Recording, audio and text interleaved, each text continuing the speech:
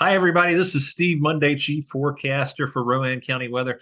Got a special guest with me today that we'll be talking to Coach Lauren West, the soccer coach, not only for the girls, but the boys soccer team over at Carson. Coach West, thank you so much for your time joining us here today and to talk everything soccer about Carson.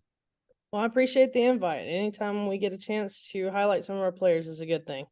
Absolutely, absolutely. Well, Coach, we'll just kind of start out with really kind of revisiting what the boys team did last year. So the records I have here are 9-9-2 overall, which really for soccer that's really not a bad record. I know a lot of folks get caught up in the wins and losses, but for soccer, anytime you can even get a draw, it's a good thing. Uh, and then 7-5-2 in the conference last year. What are you looking for with the kids as we go into this upcoming season? Just continual growth. Ever since I started about 4 years ago, me and my assistant coach, we've been doing this our fourth season. One of the things we talked about was when we come in, obviously, there's going to be a little bit of a curve, learning curve, and our big thing is every year is we just want to grow and get better as a team. And really kind of put in some of those fundamentals that students or players coming up, some of them struggle with.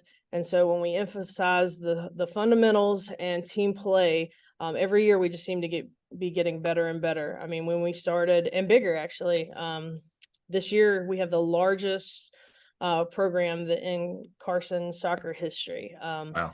When we came in, me and Coach Rich, our first year was it's actually supposed to be the fall 2020 season, but it ended up being, because of all the COVID precautions and everything, they pushed it to January. And so we only had 13 players total. So we had no JV team. We had 13 players that were playing. And then we started the season with just 11 because we had one that was on COVID protocol, another one that had an injury. And so we went from like 13 to now we have 41. So it's Wow. a pretty big program. It seems to be growing every single year. And we've had a JV program for the past 3 years. And the kids are having fun and they're playing, better soccer every single season. So that's kind of our big push is just to get them in more of a team play mentality and hopefully have that drive and that work ethic to win some ball games. That's fantastic. Coach, what do you attribute the growth to? I mean, is it mainly because soccer's becoming more popular overall, or is there things going on at Carson that you all are doing to kind of entice the kids to get interested in it? What's the attribute there for getting a lot more activity in it? I think soccer in general is becoming even more popular. And one of the things we try to do as well is kind of connect with the middle schools. And sometimes that can be hard because Carson, up until this year, I know Knox just kind of shut down, but Carson's the only school that doesn't have a single middle school that is a feeder school. So we actually get kids that come from Southeast. We have kids that come from China Grove. And those schools split with other schools as well. China Grove, they split and send kids to South Rowan and Carson, and Southeast sends students to Salisbury, Carson, and West Rowan. So one of the big things that I've noticed in the past, just from coaching the girls, that helped to get more players into the program was that reaching out to the middle school coaches and just kind of putting the bug in their ear and, going down to some of the games. Like I try to make it to, I can't really make it to the middle school games because our seasons and our games kind of conflict with theirs, but typically they'll have a tournament, at the end of the year, the middle school tournament. And I try to show up there and make connections with the coaches and talk with them and talk with the players directly and get them signed up to our Sports U app so that they know when workouts are happening and just general information. So I think that's helped a lot, just that, clear path of communication, but definitely the growth of the sport in general across the United States has helped grow the men's program. I'll tell you that. Yeah, absolutely. Well, it's fantastic that you're seeing that growth now. Along with that, does it make it when you start to get players that come in, does it make it harder, especially like we'll call it the Messi mania right now? Are you getting issues where you might have players that are trying to mimic exactly what Lionel Messi's doing that you have to kind of dial them back a little bit, or how's that working for you? I think so. I mean, a little bit.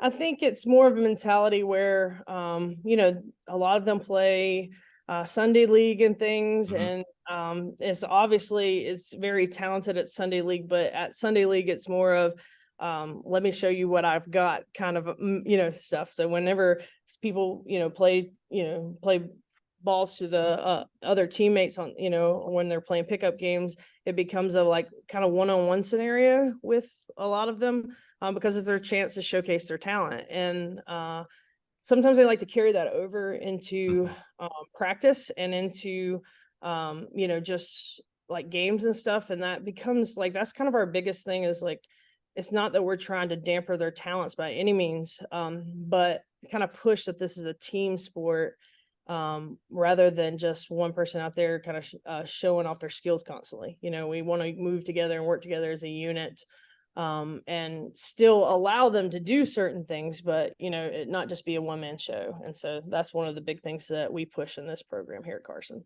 Yeah, absolutely. What would you say is your team's strongest point this season going in? I mean, a lot of times I see one of the biggest weaknesses I see with a lot of teams is they're really good for 2/3 of the pitch, but when they get down to that last third where it's time to close it out, that's where most teams seem to break down. Would that be the same case for your team, or? Yeah, it has been in the past. And obviously, I think last season we ended very frustrated from where we began. There was a lot of hopes and promise because there was a lot of talent on that team. But sometimes there's senioritis. Sometimes people just aren't having good games, and a lot of times, you have players come in. It's really hard to get them on like that team mentality and learn how to play together. Especially if you're having people with injuries and things. And this year, we're really, work ethic is a big focus for us this year. My favorite saying, and I tell them that every single day of practice, is hard work beats talent if talent doesn't work hard. And so in the past, we've had a lot of talent, but sometimes that talent wasn't working hard consistently in every game. And then because of that breakdown, we would lose games that we should not have lost. And that kind of led us to our finish. We were projected within talking within a lot of coaches at that time. I thought we had a good shot at going first or second in the conference. And I think we had the talent to do that. But I think we struggled in other areas to maintain that consistent work ethic. And so kind of moving into this season, we're very young. We graduated 12 seniors last year. So it's pretty much a new face. We have some returners definitely that are going to continue their hard work, like returning juniors and sophomores. And, I don't know that we have like one or two returning seniors, but, that are coming back this year, or seniors this year, excuse me. But, they all have the mentality of working hard. The key right now is getting them in shape enough to where they can work hard the whole game.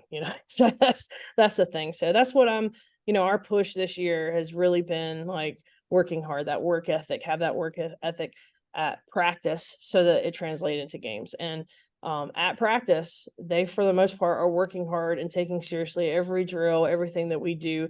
And when they don't, like, we'll call them out and they fix it. So, that's exciting for me, having a lot of new faces on this team, but that core group that were here last year, they have that hard work and determination that I'm hoping will help us get to that, that last part of the season to finish. Sure, absolutely. Well, we're going to hold up on the boys for just a moment. I know you also double duty it. So during the spring, you coach the girls. I Yes. wanted to talk about them for a moment. So I know, obviously, the spring season has come and gone. What were your thoughts on how the team finished? And we'll go that route first, and then I'll ask you some follow up questions about them as well. I thought, by the end of the season, like typically, because I coach all year, and I think just in general, people understand like when you're coaching here at school, especially if it's like maybe a JV and varsity, you're doing both. You're here all the time. So I get here early. I get here around 7 o'clock in the morning. Our school doesn't start till 8:30. And a lot of times I'm not getting home from practice until 7 o'clock. So it's at least a 12-hour day. And so a reason I bring that up, that's not including games, um, is because like towards the end of the season, I've been doing it all year long and I'm typically really tired. And it's not that I'm ready to end the season. It's just you're ready for kind of like that break where you can relax a little bit because you're just going and going and going. But last season, I felt like we as a team kind of peaked at the end. Mm-hmm. And so it left me, girls wise, really sad that our season was ending. Like I was really sad about that. Because I just started all the things that we were working hard on in the first part of the season, like finally started paying dividends toward the end. And I thought, man, if we were playing like this the whole season, it would be a whole different, outcome for things. So I'm excited because we went through our rebuild last year. So I tell you, this year for boys, last year we lost 12. So this year is like pretty much a lot of new faces. And this is a rebuild season, for the program. But last year it was the girls. We've already kind of been through that, and we have a lot of returners that are strong, confident players that are good leaders.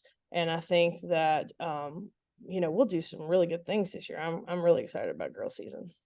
Sounds great. Well, it's good to hear that you're going to have less turnover this year with the girls, obviously. As far as returning players go, any returning players that you're excited about, looking to see some of the growth that they developed during the off season? Talking about girls or For boys? girls, yes. We'll talk about the boys again in a moment, though. For real, yeah.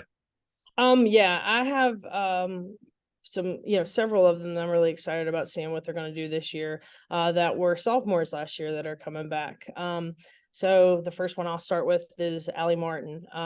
Allie scored 20 goals last year and had 13 assists. Like she is only a couple of assists shy of setting the new school record, and she's actually on she's on course right now. I'll pull up her stuff while I'm talking to you about it, but she's on course to actually set a new school record for goal scored. Our current record is held by Hannah Isley, and Hannah, and let me see if I can pull that up, has 73 goals. Before that was Gracie Thompson had it for a couple years and probably would have had more, but she was a senior during that COVID season. And so Gracie maxed out at 72 goals, and Hannah now holds it with 73. She got one more like this last home game of the season in 2021 or 2022, excuse me. And so Allie, I'm looking at Hannah's stats because I try to keep like player stats. Sure. Hannah's sophomore year was COVID, so she only was able to, it was the COVID season, so she was only able to score one goal. And so right now, Allie has, let me look right here, she has like 7 more goals in her first 2 seasons than Hannah does. Hannah did. So, I mean, obviously she has the ability to set that new school record, and I'm excited to see her do it. She is an incredible player. Very happy to have her on the team and kind of be a leader. She stepped up last year and took over a leadership role and just gives 150% on the field all the time. And that's something that, I mean, that's a type of player that you want on your team. Definitely. Absolutely. So excited for her, see what she can do. Hopefully staying healthy the whole season, fingers crossed. I don't want to jinx it or anything. I also have so Emily Landaverde coming back, who was a sophomore last year, and I converted her freshman year. She had always played like more of an offensive role, and I converted her last year or the year before to a defender because it was kind of the need that I had on the team. And I have this mentality sometimes that that is really proved to be true and throughout coaching. Sometimes good offensive players make really good defenders because they can kind of anticipate what the forwards and offensive players are going to do because they would have done it. And so she converted her freshman year to that role and became a starter on the team. And then last year I thought I was going to have more defenders coming back, but we had some things going on in their personal lives that they couldn't, whether it was they were involved in like plays that continued on through the season. So they weren't able to come out this upcoming, at the beginning of the season, and therefore could not play later on in the year. And then we had one that had an internship that they had to attend because it was going to give them a full ride in college. And I completely understand, so I thought I was going to have a pretty good returning defense. And then 2 of the 3 starting returners were not able to play. So Emily, I looked at her and I said, I know you haven't played but 1 year defense, but I need you to be a center back for me. And of course, Emily was not too thrilled about that because, she's never really played that spot before and she got a little nervous. But by the end of the season, she did some great things and she ended up making all county because of it. And so I can't wait to see what she's going to do this year. And I actually had a bunch of freshmen step up into defending roles and did excellent job. And so I'm excited because there's not really a section of the field aside from keeper, and I'll get to that, but that I've really got to focus on this year, like rebuilding. So we have turners for every single position, except for the goalkeeper. And I'm a little nervous about that. But I do hear I have 2 decent goalkeepers coming up from the middle school. So last year we graduated Alana Locklear, who was the first girl in Carson women's soccer history to be named to the All-State team. And so she's playing right now at Carolina University on a scholarship, plays goalkeeper in college. And so I'm very proud of her success. But that means that's a hole that I've got to fill. And that's a pretty important position on the field that you have to fill. So, I'm very confident about the defense. I know that Allie will do a great job at center attack and mid. And Scarlett Enriquez, who kind of came up as a freshman, her and Allie will probably lead us there in the midfield. So they both have experience. And we have some returning forwards that I'm excited about as well.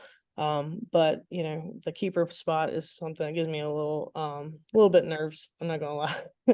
So,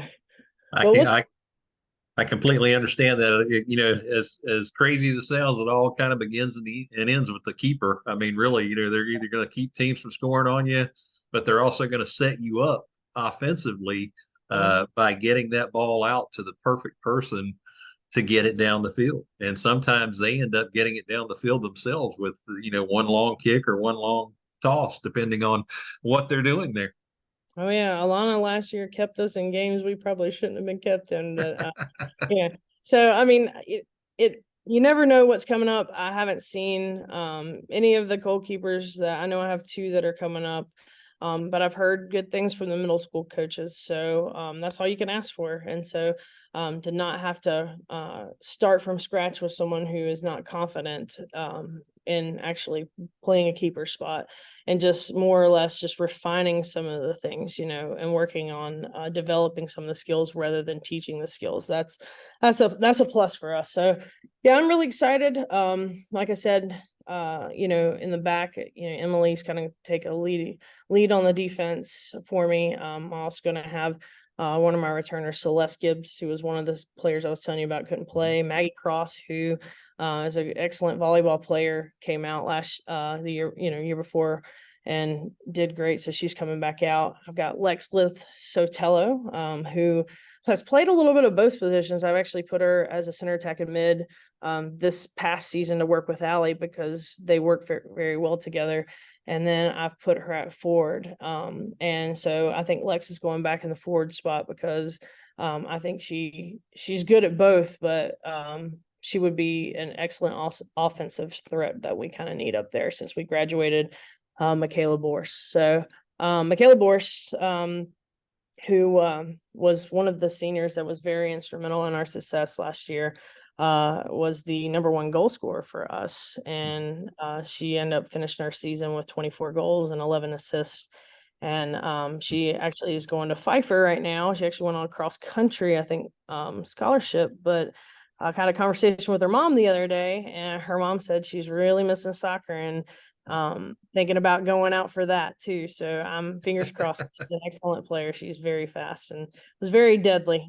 So we're going to miss that next year too. But I think that we have enough of the seasoned players from last year that will, there might be a little bit of learning curve with some new people, but I think that overall that they're going to be the leaders that I need them to be on the field. So excited to see that happen in the spring for sure.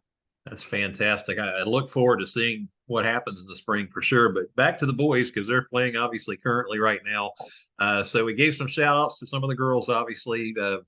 What players are you excited about from the boys team that you're looking forward to seeing some success with this year?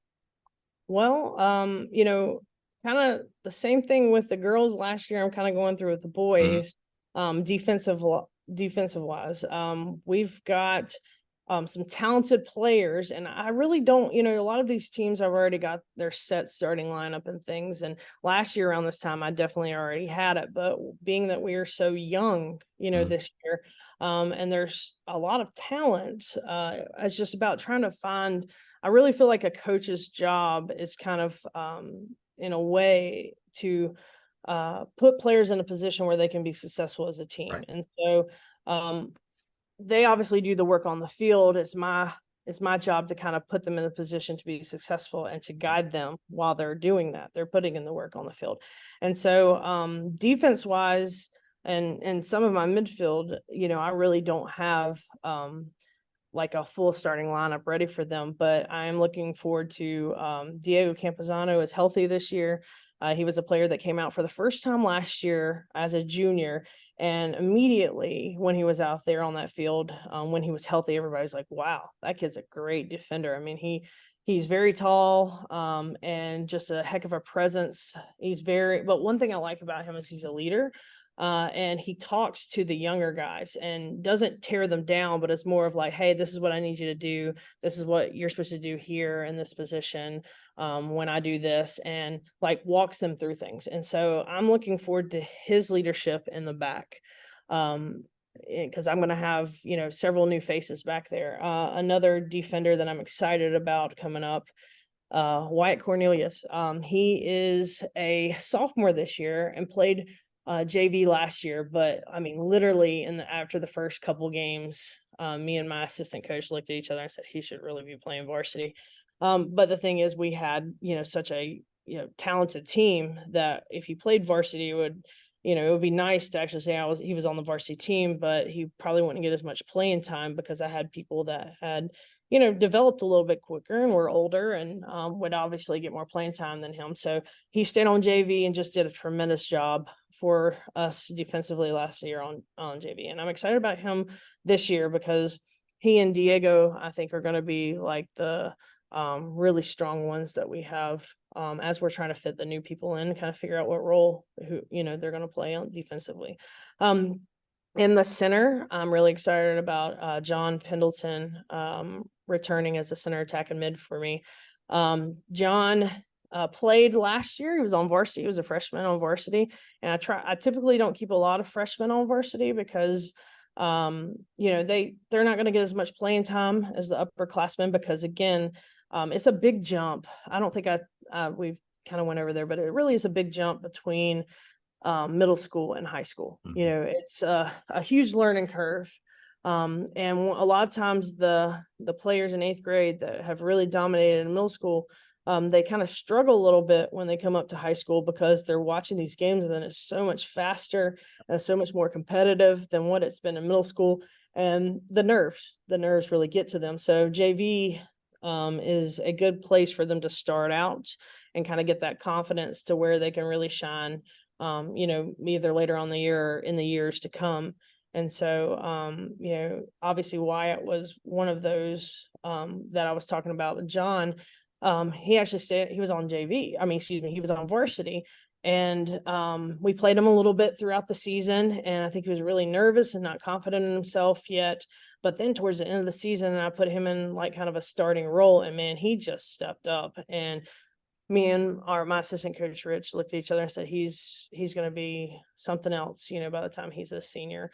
And so I hesitate to say that a lot to players because I don't want to expand their egos so much to where they can't make it through the school doors in the morning. But I do try to tell them when I think that they have improved and are doing a great job. And John is one of those players, I think, in the center that will be a leader, but he's going to give 150%. And so I'm excited about him as a center attacking mid. Up top, is kind of where I think I would be most confident with, my team on the field. I've got some returners, that returning starters that are going to continue to start, and they're juniors this year. So I have them for another year after this. Anthony Beckham is one of them. And Anthony last year scored 9 goals. He was one of the top goal scorers for our team.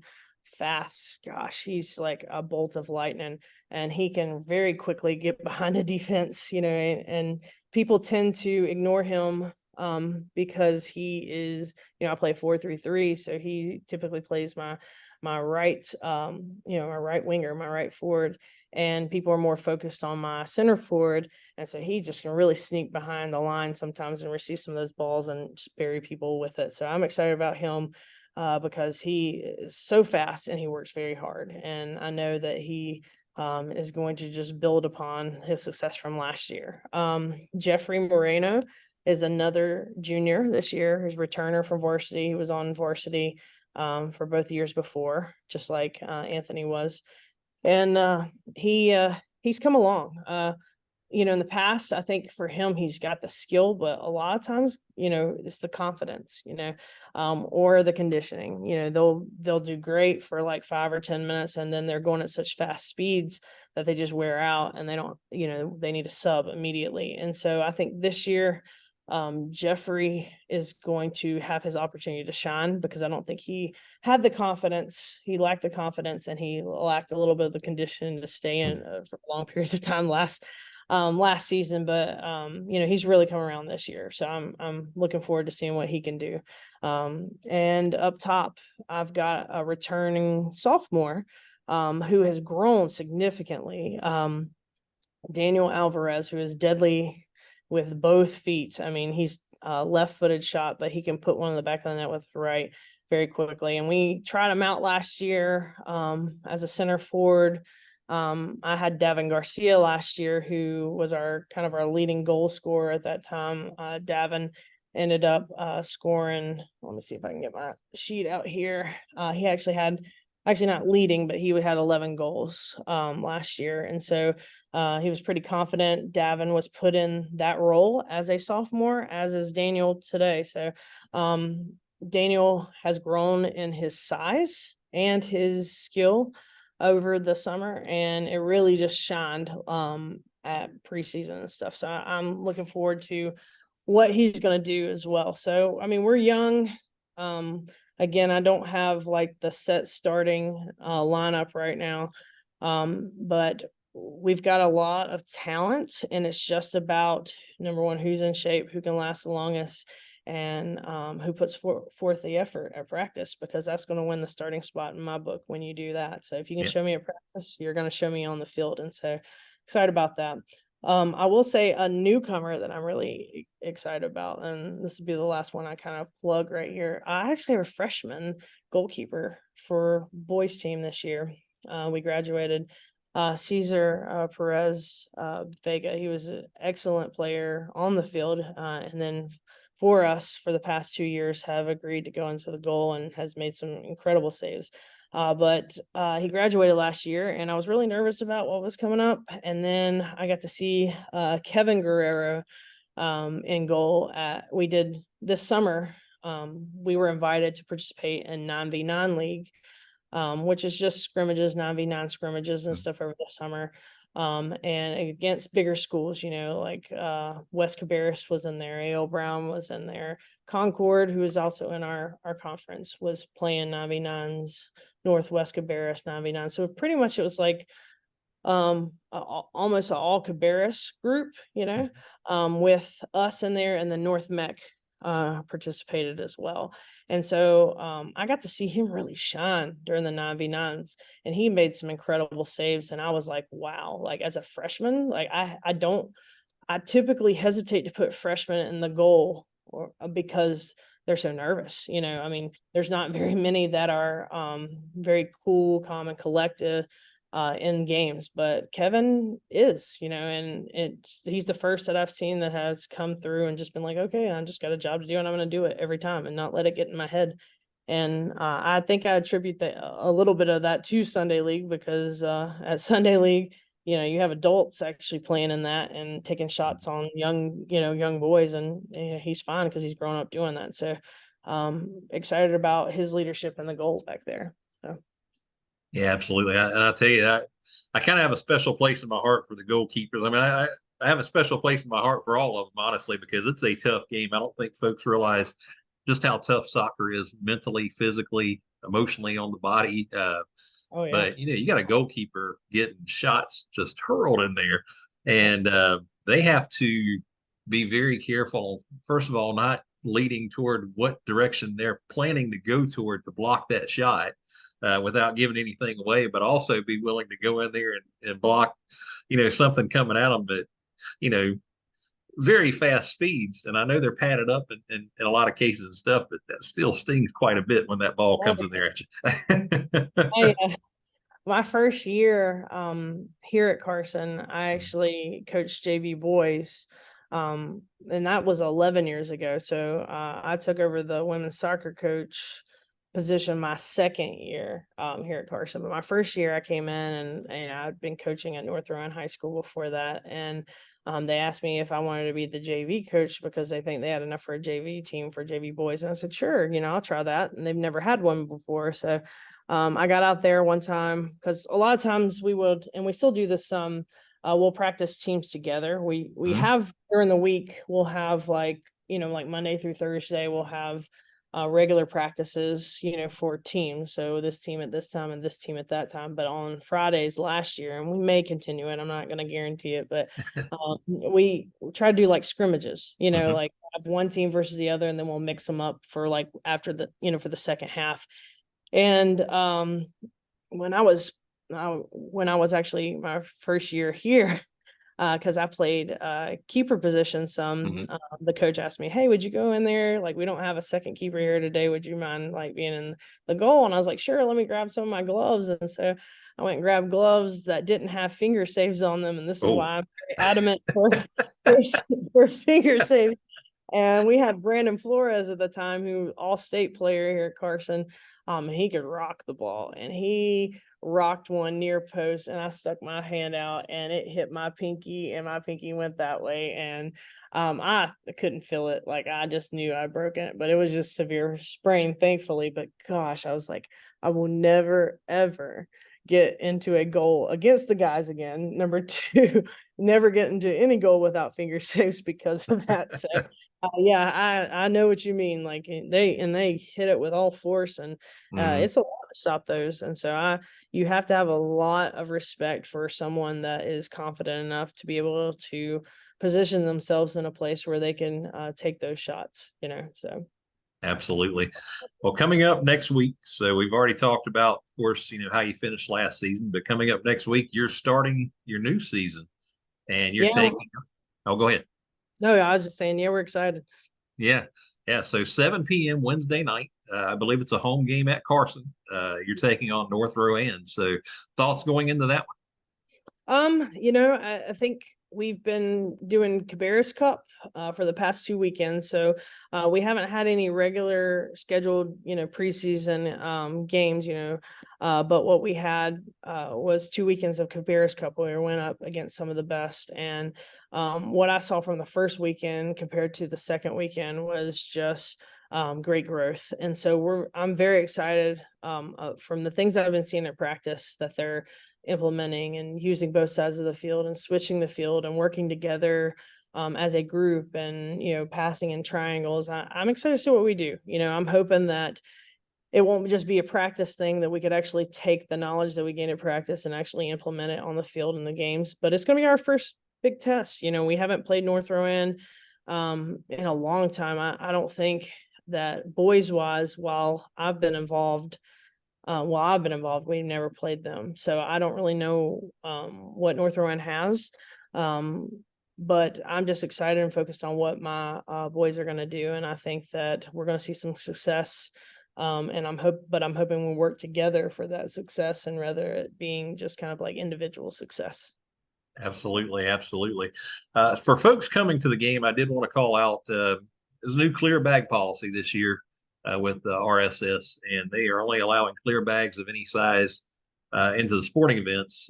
So, no camera bags, diaper bags, clutches, binocular cases, anything like that, unless you can completely see through them. So, and that's not for the players. That is for spectators coming. But I did want to call that out and make that aware because hopefully you get a good crowd out there Wednesday night, especially with the excitement of a new season, the fact that soccer is getting much more attention around the country. It'll be great to have this information in folks' hands coming out. So I did want to call that out. And then also, I know you're on Twitter for sure at Carson_Cougars Yeah. for the boys and the girls. Um, Yes. I don't know if you have any other social media pages that you did want to share, but I knew for sure Twitter because I follow you there. Yeah, we probably need to update our graphic that I see you putting up there because Yes. we're going away from the sea. But my stepdad actually made that graphic for us years and years ago when I was assistant for varsity boys. So I've kind of kept it up there, and I've tried to change, the picture on Mhm. each season from boys to girls whenever they're in season. But that's the only one that we've been doing is the Twitter right now. And not opposed to starting something else, but it's just a little bit easier to maintain Yep. just one instead of several of them right now. So Trust me, I know from experience having multiples is a handful. it is, especially when you're running two teams and like trying to send all that stuff out and putting it on four Mhm. different things and coach. So it's a mess, but yeah. We hope to have a bunch of people out here on Wednesday. We play varsity plays North Rowan at 7 o'clock. That's our opener. And our JV is actually having a game that day too. We're actually playing Ale Brown. So both of them are at home. JV's at 5:30 and varsity is at 7. So would love to have a crowd out here to support the boys because they have definitely put in a lot of work. Yeah, And we're ready to kind of show off their skills. So I'm looking forward to it. definitely. And as of right now, weather shouldn't be a problem for anyone. Oh. We're going to go through a couple of hot days after we get through this very pleasant weekend that we're getting ready to deal with, what I call false fall. uh, Oh. but Monday and Tuesday we'll be back in the 90s, but it looks like by Wednesday we're going to be back in the mid to upper 80s, which is a little bit better than uh, In than the playing out 90s. there in the 90s. So yeah, absolutely. So hopefully the weather doesn't keep anyone away. And any really last minute words heading into Wednesday's game for your boys? Again, like I'll go back to the saying I always say, hard work beats talent when talent doesn't work hard. It doesn't matter how talented you are if you don't have the hard work to back it up. So, and the same thing with other teams. We may be going up against teams that might be better than us, but if we work really hard, that we're in it for the fight, and we have a fighting chance. So, I'm excited to see all the hard work that they put in at practice translate out here to the field, and for better and for worse, we look at what we do this positive and grow on that. And then we look at the mistakes we might make and try to fix them and rebuild for the next game. And so I'm excited to have a game on Wednesday, and then we have some time to practice. And, then we jump straight into like full on what I call full on season mode, where we have 3 games a week for pretty much the duration of the season. We have 24 total games this year, which is a jump up from last year, where I think we had 20 games. And so this year the season, I don't know, time frame has extended. I don't think it's that. I think it's just more of coaches wanted, opportunity to be able to schedule more games for their teams before they go into playoffs. So I took advantage of that, and we got 24. We got 24 regular season games, and hopefully this will be that year that we get into playoffs, for sure. Yeah, So make absolutely. so. Absolutely. Well, that's fantastic. Real quickly, just to touch on it before we go, you mentioned 3 games a week. That is, I mean, that's tough on players. So obviously, you're probably going to see some changes in the lineups from one game to the next, I would imagine, because of that. I Yep. know a lot of folks that may not follow soccer regularly. Obviously, I do a lot with the Charlotte FC. We talked about that. And then, of course, I'm very passionate about soccer. You can see a lot of lineup changes, and that doesn't mean anything other than the fact that you're just trying to preserve what you Oh have yeah. as a whole.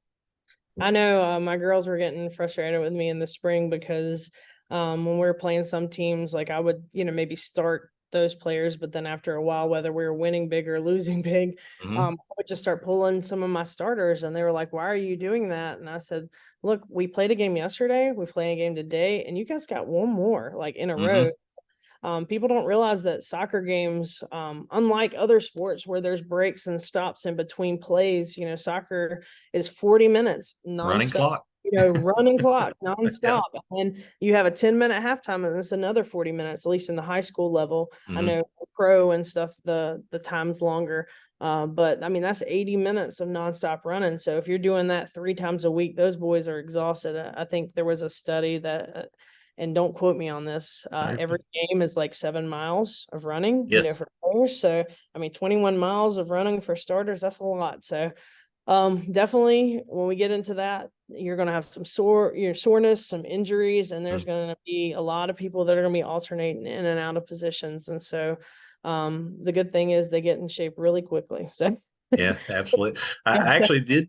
I actually did hear them on Premier League Soccer this past Saturday morning. I was watching the early game Saturday morning, and they said that that study had actually been updated. It's actually an average of about 10 miles a oh game now wow. for, yeah, for at least the pro guys, but they're playing 10 more minutes a game essentially with stoppage time added and everything else. So, but yeah, absolutely. Well, Coach West, looking forward to seeing what Carson does this year, and it would be great, as you said, to see them make the playoffs for the first time. And it certainly seems like you may be in a rebuilding year, but you've also got some great talent coming forward. So can't wait to see how things unfold for you. And I'd love to check back in with you throughout the season. Would love it. Thank you so much for this opportunity, and we'd love to have you guys out for a game. All right, perfect. Well, that's Coach Lauren West with the Carson Cougars, not only the boys, but the girls soccer teams. And we'll have more with her hopefully in the future as the season progresses.